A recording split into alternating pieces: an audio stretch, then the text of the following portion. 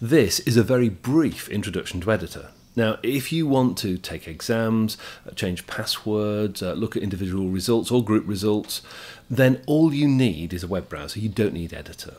If you want to change questions, create whole tests, create user groups, then you need Question Tools Editor. Now, it's available for Windows or for Mac or for Linux, and it's a free download. It doesn't cost anything to use. I've got a copy of Editor here. Now, it provides a number of pages, one for the content, one for users, one for user groups, organisations, reports, database. Depending on the privileges you've got, you see some of those or all of them. Now, you can move between those pages using this menu here. So I can move to the content, I can move to the users, and I can move back to the home page. Also, these buttons on the top from the home page do exactly the same thing. Now, the home page is a bit different from the other pages. It shows you who's taking an exam at the moment, who's got paused results, and also shows you who's logged on. You can, incidentally, pause or force finish any of these results if it's appropriate, like somebody's just walked away from their browser, closed it, etc. The content, users, groups and organisations pages all work in the same way. Let's have a look at the users page.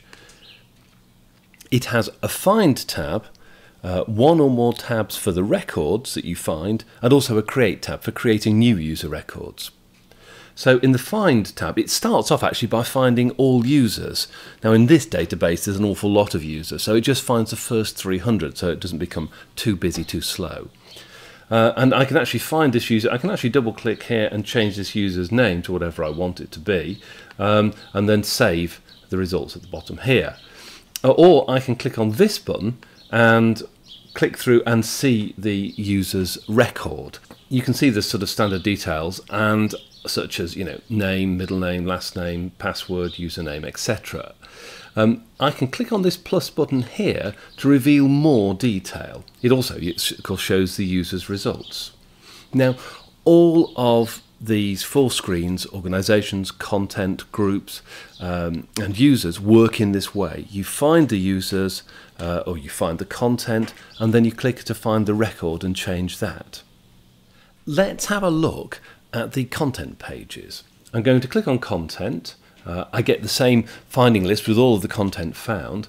I'm going to click on the first record, and it takes me to the record tab, and there's some information here about what it's called, any description I want, whether it's active, etc. And I can increase the amount of information shown, again using the plus and minus buttons at the top right hand side.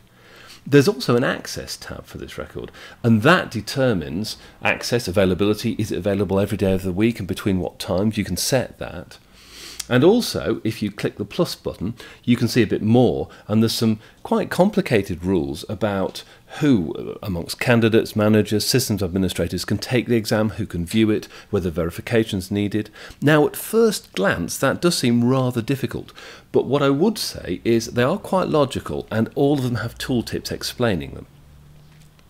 Now, the other tab I'll just jump to is the Results tab, and as you might expect, you can show the overnight summary of all of the results. But let's go and look at the business screen, if you like, or the business tab, the versions and screens. Now here, on the left-hand side is a tree with all of the questions. Below that are the previous published versions. In fact, I can click on those and have a look at them and see the previous questions that have been published. I can't change them, I can copy them, and I can look at them. Now, there are 2 tabs, Settings and Advanced at the bottom. I can set the pass rules, I can set categories for the different questions, and in the Advanced tab I can set things about how many screens are randomly selected, whether feedback's shown, whether there's a time limit, all those sorts of things. Now, if I go and click on one of these questions here, then I can actually see the question, and I can, in the Layout tab, I can play about with it. I can click on things and select them, and I can preview it using the preview button and actually try it out. I can click the Show Answers checkbox, and it will show me what the answers are. Now, when I come to publish it, I can actually press this publishing menu at the bottom, and I can preview it in a web browser. I can preview all the screens, just the screen I'm looking at, Or I can publish it as a preview, and that means that people with special privileges get to be able to look at it, nobody else, and really that's aimed at experts who want to check that all of the questions are correct. And finally, I can publish it as a new version. Let's just finish with two things. Well, four things really.